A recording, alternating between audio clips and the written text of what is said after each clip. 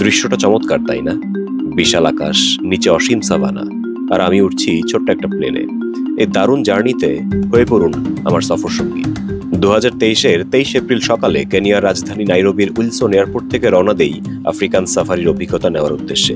বাহন ছিল 9 সিটের ছোট্ট একটা সেসনা প্লেন। প্লেনের সাইজ দেখে প্রথমে মনটা একটু খচখচ করছিল, মনে হচ্ছিল কোনো মতে বেঁচে পড়তে ল্যান্ড করতে পারলেই হলো। আমাদের সিটের ঠিক পেছনে লাগেজ হোল্ডে রাখা হয়েছিল সমস্ত জিনিসপত্র, কারণ এখানে আলাদা কোনো কার্গো নেই। এমনকি পাইলটদের সাথে খোশগল্প করারও দারুণ ব্যবস্থা ছিল। রানওয়ে দিয়ে কিছুক্ষণ ট্যাক্সি করার পর শুরু হলো প্লেনের দৌড়। একটু পরেই মাটি ছেড়ে আকাশে।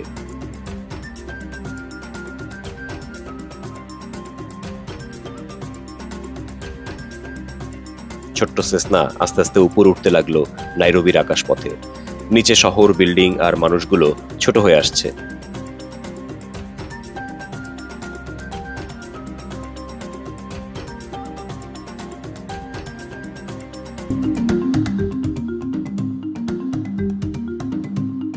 কিছুক্ষণ পর শহর মিলিয়ে গেল, শুরু হলো সুবিশাল সাভানা।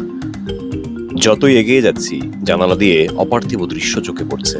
সাধারণ প্যাসেঞ্জার প্লেনের তুলনায় এই ট্যুরিস্ট প্লেনের জানালাগুলো অনেক বড় হয়। বাইরের দৃশ্যগুলো যেন হাত বাড়ালেই ছোঁয়া যাবে।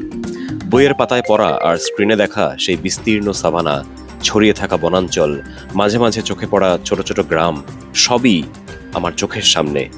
মনে হচ্ছিল জানালাটা না থেকে যদি সরাসরি হাত বাড়াতে পারতাম, হয়তো ওই সবুজ গাছের ডালটা ছুঁয়ে আসতে পারতাম। অভিজ্ঞতাটা কতটা রোমাঞ্চকর ছিল সেটা হয়তো এই সিনটা দেখে বুঝতে পারছেন। একসময় প্রথম স্টপে এসে নামলো প্লেন। দুজন যাত্রী নামলো, তারাও ট্যুরিস্ট। এরপর আবার যাত্রা শুরু। টিকিটের দাম ছিল পার পার্সন $210, মানে তখনকার এক্সচেঞ্জ রেটে প্রায় 22,000 টাকা। আর আমি নিয়েছিলাম রাউন্ড ট্রিপ। প্লেনের ভাড়া মেটানোর পর যখন ভাবছিলাম আফ্রিকান সাফারি হচ্ছে once in a lifetime experience, তখন সান্ত্বনা খুঁজে পেলাম এই ভেবে যে প্লেনটা অন্তত একটু হলেও আমাকে প্রাইভেট জেটে চড়ার ফিল এনে দিয়েছে।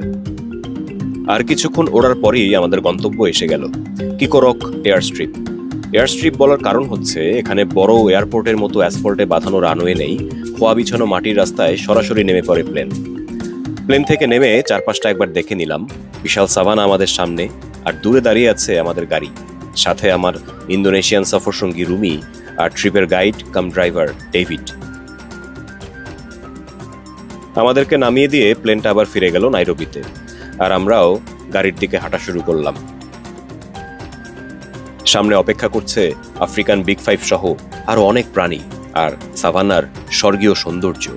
এই অসাধারণ অভিজ্ঞতার বাকি গল্প থাকবে সামনের কোনো ভিডিওতে।